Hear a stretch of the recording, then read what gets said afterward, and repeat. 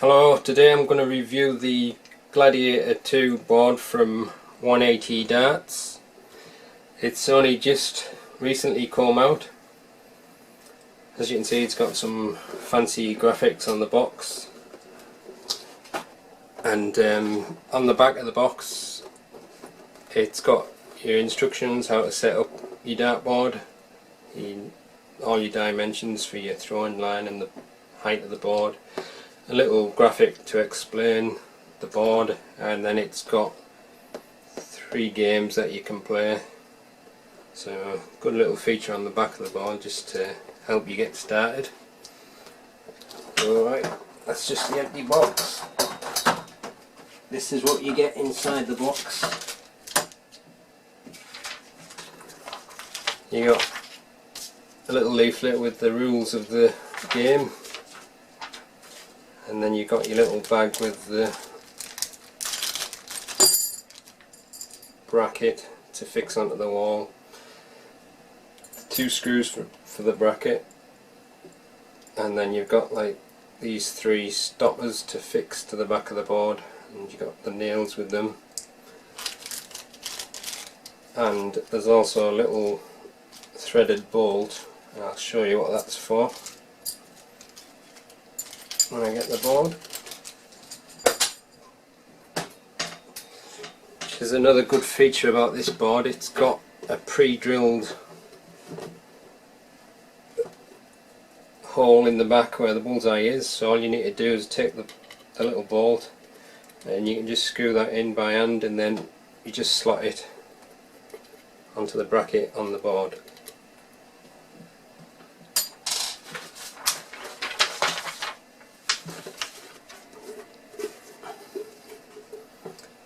Alright, let's have a look at the board then. It's a nice bright looking board. Colours are nice and deep. You've got your deep blacks, reds and greens. Now 180 have been developing this board for quite a while actually, and they've been determined to get one of the best boards on the market, and I've been lucky in that I was given a prototype to use for about 5 or 6 months. They give out quite a few prototypes to people so that you get feedback on how to improve the board, and I have to say that the prototype has been quite probably one of the best boards I've ever had, and I've had quite a few boards, so I was quite eager to see what the retail version was, the final finished version. Now on the prototype the numbering was painted white, but in the retail version they've gone for the standard non-painted wire. Some people prefer it that way. I think some people said that the white numbering was causing glare, but to me the main problem I've noticed with painted spiders and painted numberings is when you start using it, it just starts to get chipped and it looks pretty terrible after a while. So at least the board is going to look pretty decent without any paint flicking off. Now the spider on this 180 board is using 180 sword edge wire, which is very thin wire. It's quite possibly the thinnest I've seen up to now, and the advantage of that is that it gives you less bounce outs, but also it increases the scoring area on the segments. And the other good thing with the wire is it's fixed to the back of the board, so there should be no chance of it lifting. On my Unicorn HD the spider lifted after a few weeks. I got a replacement, but I've been using the replacement for a while and that started to lift a little bit, so a little bit annoyed about that, but that shouldn't happen with this. And I think what they've done is they've took probably the best features of all the best boards out and they've combined it into this one board, and I'd say they've probably succeeded in what they've been aiming to achieve. Now on my prototype, I think the spider was a little bit higher up from the board. This retail version seems more flush. It's very similar to the spider on the Blade 4, which is a really good spider. Now the only thing I found a problem with the Blade 4 was it was probably my favourite board before this, but after a while the sisal was getting worn quite badly, and I noticed that I would get black spots all over the white segments. So whether that was something to do with the dye, I don't know. But supposed to have used a new type of fade resistant dye for this Gladiator 2. Also the band that's covering the board is nice and neat. It's nicely finished off. I don't know if you can see that. I don't know how the band is attached, whether there's little nails going in or whether it's glued in, but it's all neatly finished.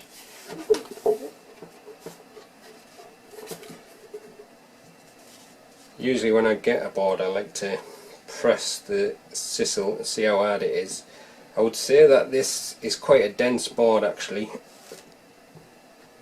but dense is not such a bad thing because it means that it's going to last longer.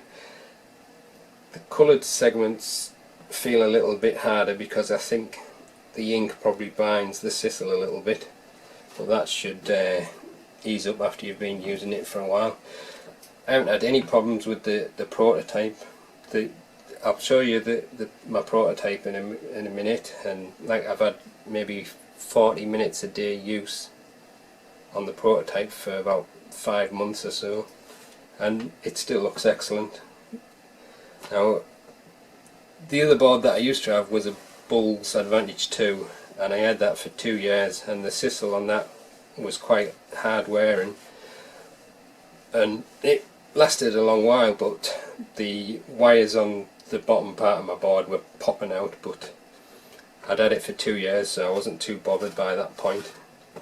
And the only problem I had with the Bull's Advantage 2 is when I first got it, it was so hard that I had a lot of bounce outs, but I think this is slightly softer than the Bull's 2, so I haven't had any problems with that, with the board being too hard. But I still think the sisal on this board is really good. I think they've used a high grade Kenyan sisal. I just read some of the thing. It says the new and improved Gladiator professional tournament board manufacturing process guarantees that the sisal sits perfectly straight on the backboard with no knots in it. Oh, that's one thing I have noticed, is this is really quite a smooth edge, flat surface. Sometimes you find little ridges on the sisal, but I can't feel anything like that on this one. Ouch, must have hit a nick there, a little bit of a sharp edge. It tells you how thin these wires are. That's another thing that I've noticed though sometimes, is after you've had the board a while, you have to be careful when you nick the wires with your dart. Sometimes you might scratch your finger on it, so it's probably a good idea to check your board now and then just to make sure there's no sharp bits sticking up.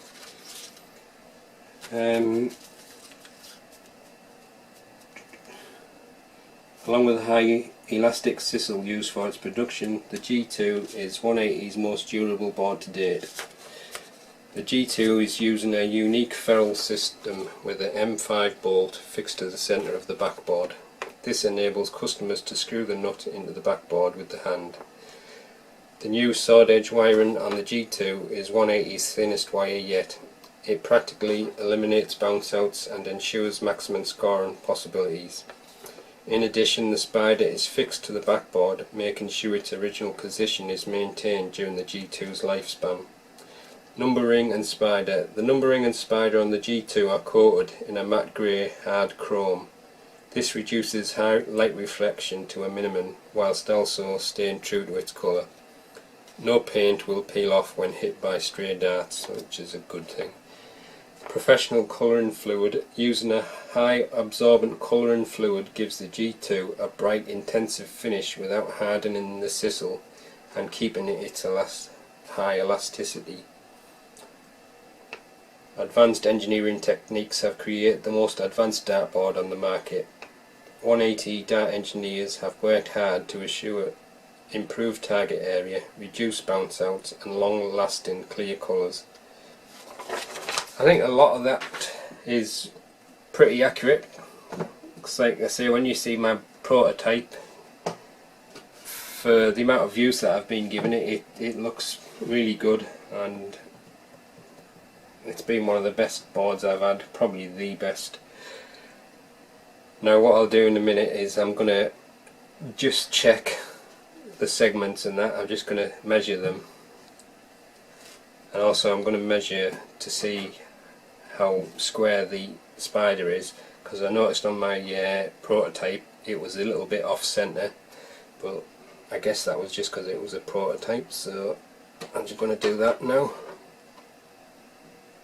Alright, I'm just going to do a quick measurement just to see. Actually, I think it might be better if I use this. I'm just going to measure from the middle if I can. It's not going to be 100% accurate, but I'll try and get it as close as possible. That says 49 millimeters, so we'll just call it close to 50. The bottom is 49. That's 49. That one is 48, so it's pretty close to being central. Yeah, it's about just a tiny little bit of a fraction of a millimetre, so it was quite a big difference on the prototype. I think one side was a few millimetres out, so obviously that was probably just a quality control issue. With the retail version it's obviously stepped up and to make sure that the boards are perfect, so you got a pretty good central spider. Now I just check the segments along here. I'll only check a few just to have a rough idea, see how accurate they are. That says 78 millimeters.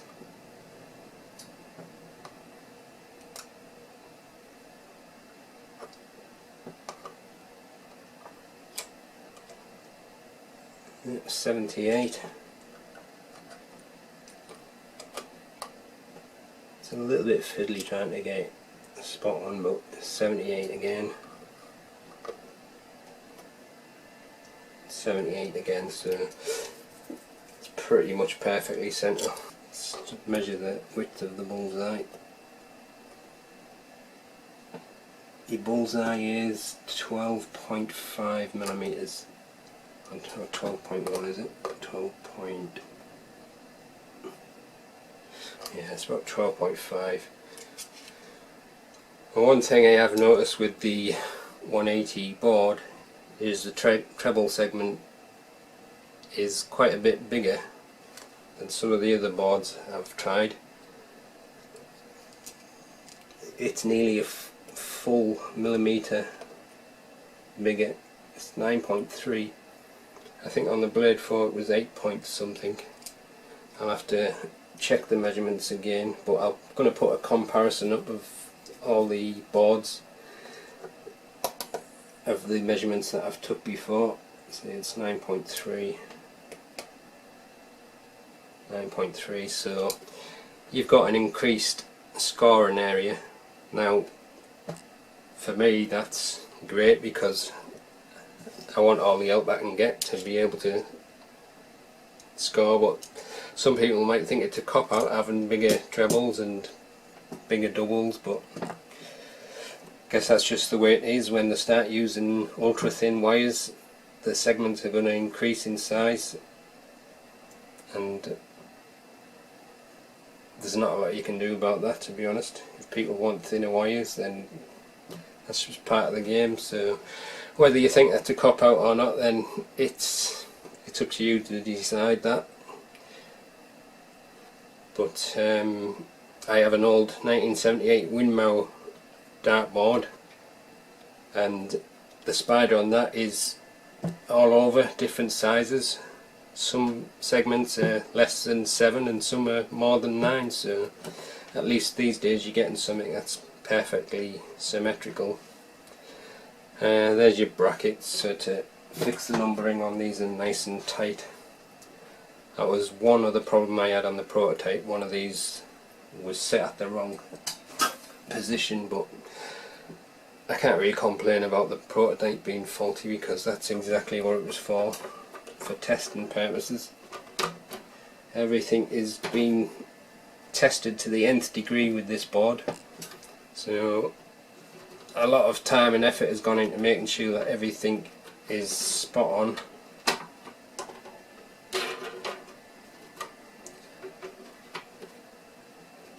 And the quality of the sisal is just perfect. I've not had any issues with it at all.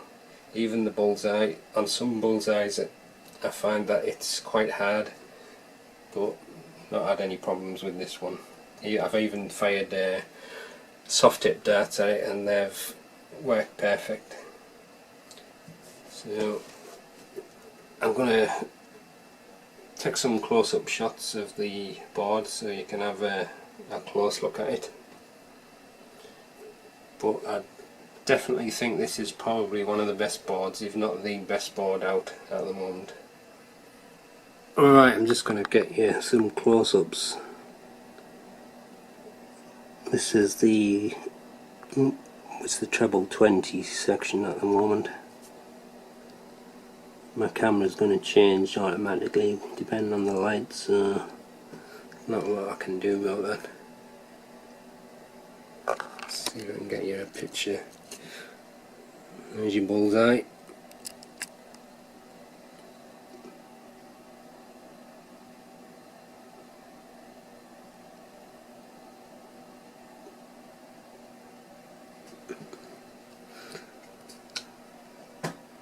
As you can see, the board itself has got a nice flat surface with no noticeable kinks or knots or anything. Sometimes you get little ridges, and I can't see anything like that on this board.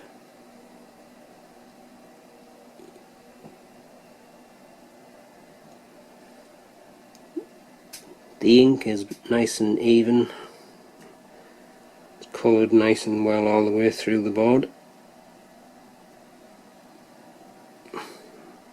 I say the light keeps changing automatically on the camera, so it's not the board that's doing that. Alright, I'm gonna fix the board up and throw a few darts at it, but before I do that I'm gonna show you a little clip of my G2 prototype so you can see how that's looking after five or 6 months of use.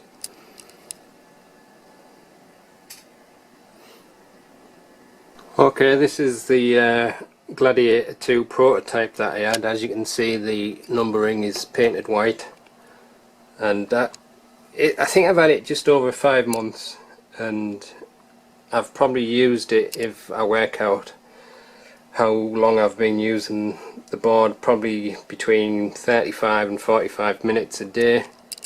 I don't always play a great deal because I have a dodgy shoulder. So this is what it's like. I haven't even turned the board yet. I should have turned it but I haven't. So it's still in pretty good shape after over 5 months of use. So I dare say if the retail version lasts just as well, it's going to be a really good board. So it's well worth the money really. So I just thought you might want to see that. Right, I'll put the retail board up now and I'll throw a few darts at. Right, here's the board all fixed up. I've got it on my dartboard stand, so when I throw some darts at it, it's probably going to wobble a little bit and it won't sound the same as it would if it was attached to a wall. It's a little bit echoey on this stand because I've got like a plywood board fixed to the back of it, so there you go. I'll have a few throws. Right then, I'm just going to have a few throws at this new Gladiator 2 dartboard. I'm going to be throwing my 23-gram custom darts.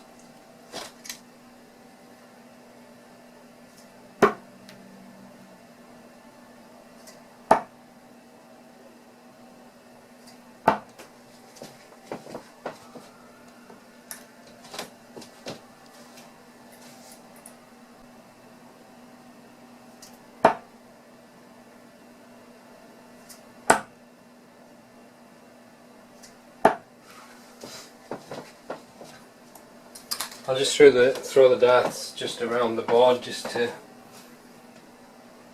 see what it's like. Somewhere near the middle. Doubt if I'll get a bullseye. It sounds pretty much the same no matter where you throw it. Sounds a little bit more denser in the middle though, which is usually the case.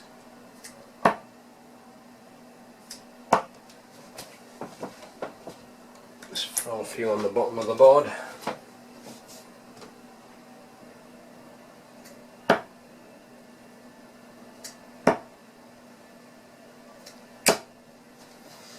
Just adjust the camera so you can see the bottom.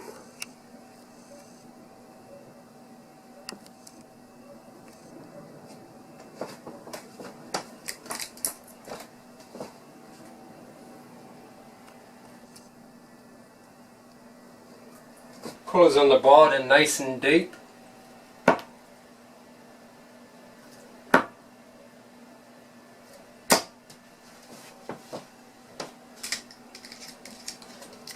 It's a smart looking board. It's nice and flat, which is what I like about it. No bumps on the surface. Spider is nice and thin.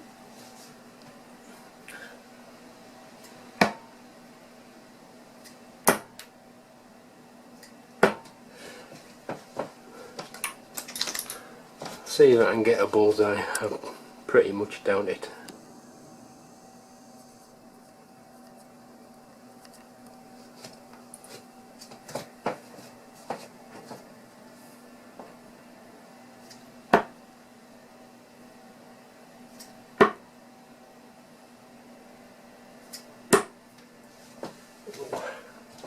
I got a 25. Have another go.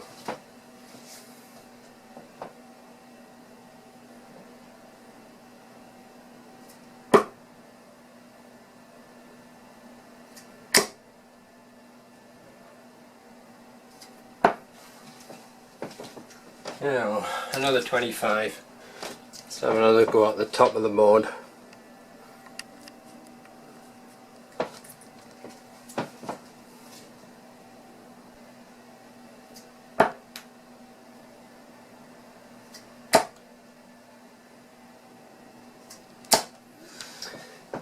Now, that's your Gladiator 2 dartboard by 180 darts. I'm going to put some pics up on the end of this, and I'll put a comparison image up to compare the differences between some of the other boards I've had, just to compare the different sizes on the treble so you can have a look. But that's the end of the review. Thanks for watching.